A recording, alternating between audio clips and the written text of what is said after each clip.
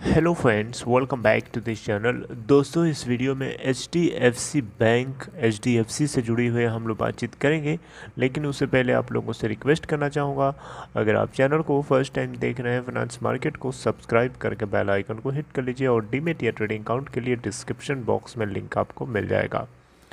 दोस्तों, HDFC bank और HDFC limited दोनों को मर्जर की खबरें बहुत तेज़ हो चुकी हैं और ये कहीं न कहीं बैंक के 52 वीक लो को हिट करने के पीछे का कारण भी है।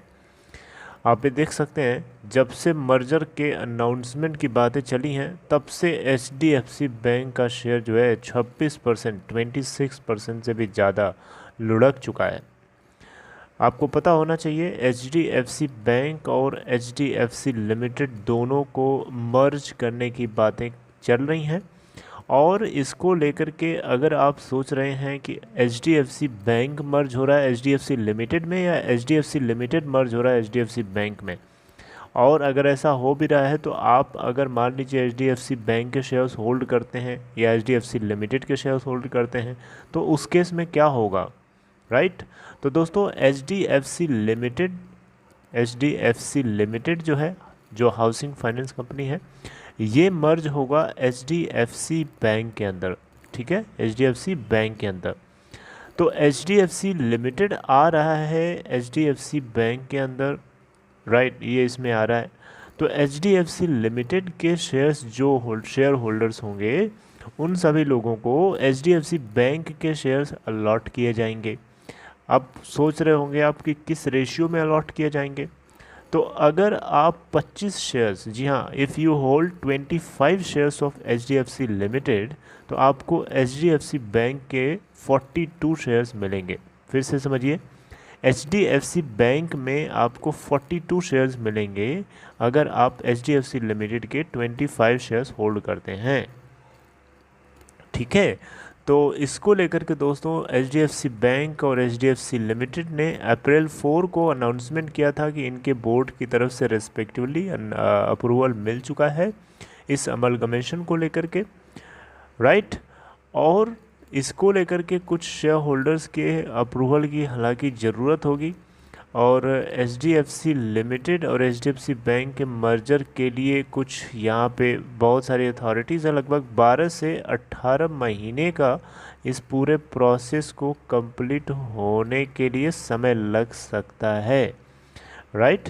15 से 18 महीने का समय लग सकता है क्योंकि यहाँ पे आरबीआई, इसके अलावा स्टॉक एक्सचेंजेस, इसके अलावा security exchange board of India से भी और कुछ रेगुलेटरी अप्रूवल्स की ज़रूरत होगी जिसके लिए टाइम लगना तय है। ओके, तब तक जब तक ये मर्जर नहीं होता दोनों का अगले 15 से 18 महीनों के भीतर भीतर, तो उससे पहले तक ये दोनों एंटिटीज़ अलग अलग ऑपरेट करेंगी। यानी एचडीएफसी लिमिटेड अलग ऑपरेट करेगा जैसे कर रहा है और एचडीएफसी बैंक अलग करेगा, लेकिन मर्जर के बाद दोनों एक ही के अंदर ऑपरेट करेंगे और जितनी भी सब्सिडरीज होंगी एचडीएफसी लिमिटेड की, राइट, वो सारी की सारी सब्सिडरीज या एसोसिएट्स एचडीएफसी बैंक के अंदर देखी जाएंगी। ठीक है, after merger, not before that, right. तो ये बात जो है आपको पता होना चाहिए। देखिए, एचडीएफसी बैंक की बात तो चलिए ठीक है, मर्जर की बात हमने समझ लिया। एचडीएफसी लिमिटेड जो है दोस्तों 12,000 करोड़ रुपए के आसपास अमाउंट रेस करने की प्लानिंग कर रहा है। दोस्तों, एचडीएफसी लिमिटेड जो है 12,000 करोड़ रुपए का अमाउंट रेस करने की प्लानिंग में है वाया बॉन्ड्स, यानी बॉन्ड्स के माध्यम से। और इसके लिए जो तगड़े इंस्टीट्यूशनल इन्वेस्टर्स हैं जैसे कि एलआईसी है, इनसे बातचीत करने में लगा हुआ है, राइट। अब देखिए यहाँ पे इन्होंने एसबीआई पेंशन फंड से भी बात करी है, एलआईसी से भी बात कर रहे हैं ताकि इनके बॉन्ड्स को ख़रीदा जाए ताकि ये 12,000 करोड़ रुपए का अमाउंट जो है रेस कर सकें। और ऐसा बताया जा रहा है कि एचडीएफसी जो है इस प्रोसीड को यूज़ करेगा।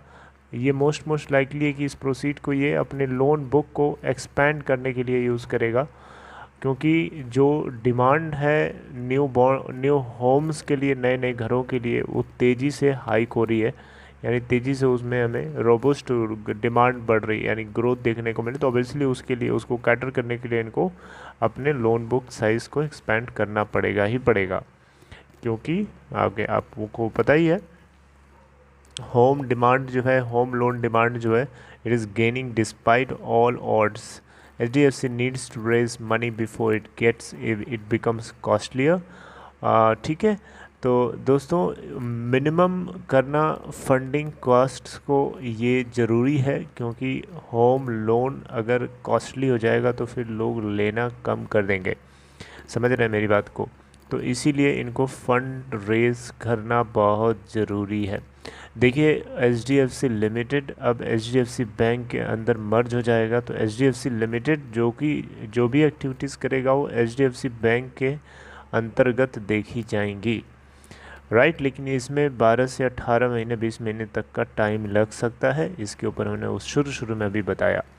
तो दोस्तों HDFC bank and HDFC limited से जुड़ी हुई ये एक लेटेस्ट अपडेट थी, आप लोगों के साथ डिस्कस किया। आई होप आपको इन्फॉर्मेशन समझ में आई होगी। अगर आपको ये कंटेंट अच्छा लगा हो तो इस वीडियो को लाइक कर दीजिएगा और अपना ख्याल रखिए। हम मिलेंगे नेक्स्ट इन्फॉर्मेशन के साथ, तब तक टेक केयर।